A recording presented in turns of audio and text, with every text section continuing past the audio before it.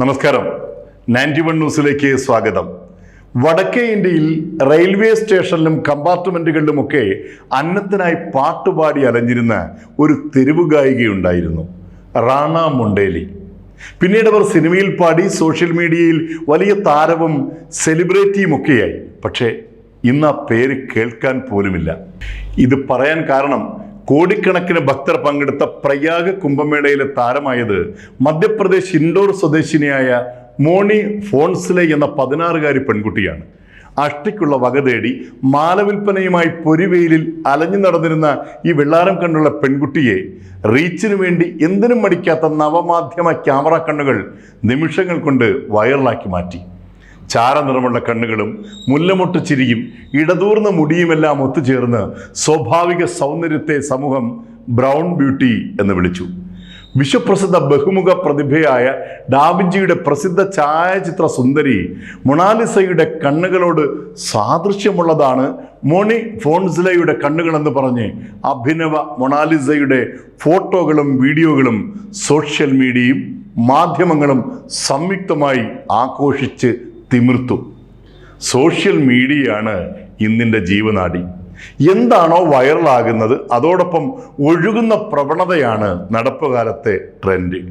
കിട്ടുന്ന വിഷയത്തെ അല്ലെങ്കിൽ ഇരയെ ഒരു നിശ്ചിത സമയം വരെ പൊക്കി ഉയർത്തും. പുതിയത് കിട്ടുമ്പോൾ പഴയതിനെ പാടെ ഉപേക്ഷിച്ചങ്ങ് പോവുകയും ചെയ്യും. വിദ്യാഭ്യാസമോ മറ്റ് സാംസ്കാരിക പശ്ചാത്തലമോ ഇല്ലാത്ത ഈ പെൺകുട്ടിയുടെ കൂടെ ആരൊക്കെയോ കുറെ പേർ ഇപ്പോൾ കൂടിയിരിക്കുന്നു, എന്തൊക്കെയോ ചെയ്യുന്നു. പെൺകുട്ടിയുടെ മുഖത്ത് പലതും വാരി തേച്ച് കോലം കെട്ടിക്കുന്നു. പലതരം കോലങ്ങൾ, അംഗചലനങ്ങൾ, ആട്ടങ്ങൾ.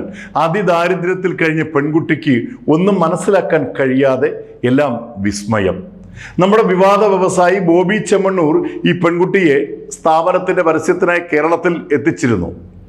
സോഷ്യൽ മീഡിയയിൽ പണം വരാനുള്ള പ്രധാന മാർഗമാണ് പെയ്ഡ് പ്രൊമോഷനുകൾ. ഇപ്രകാരം പ്രൊമോഷൻ ചെയ്യുമ്പോൾ അത് പ്രത്യേകം മെൻഷൻ ചെയ്യണമെന്നാണ് നിയമം. എന്നാൽ അത് കൃത്യമായി ആരും പാലിക്കാറില്ല. പ്രൊമോഷനുകളെ കുറിച്ച് മുന്നറിയിപ്പ് നൽകിയില്ലെങ്കിൽ 50 ലക്ഷം രൂപ വരെയാണ് പിഴ ചുമത്തുന്നത്.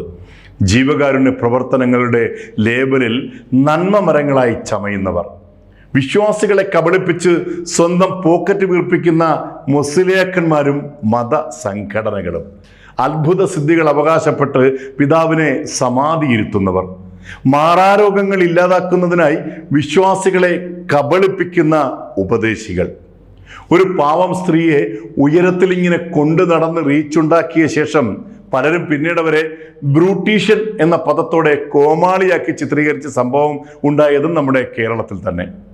അവർ ഇന്ന് എവിടെയാണുള്ളതെന്ന് അജ്ഞാതമാണ്. തെരുവിൽ മീൻ വിൽക്കുന്ന ഒരു പെൺകുട്ടിയെ സോഷ്യൽ മീഡിയ പൊക്കിക്കൊണ്ടുവന്നതും അതേ വേഗത്തിൽ അവരെ താഴേക്കിടുന്നതും നേരത്തെ കേരളം കണ്ടതാണ്.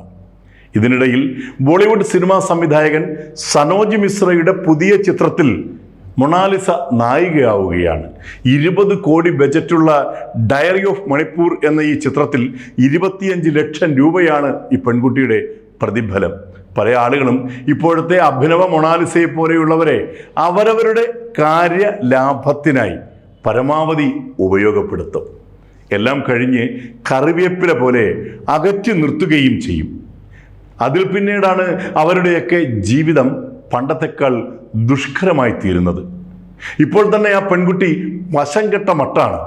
തെരുവ് ഗായിക റാണ മൊണ്ടേലിയെ സവർണർ ചെയ്തത് എന്തൊക്കെയാണെന്ന് നമുക്ക് നന്നായി അറിയാം. ആ അവസ്ഥ ഈ പെൺകുട്ടിക്ക് വരാതിരിക്കട്ടെ എന്ന് നമുക്ക് വിശ്വസിക്കാം.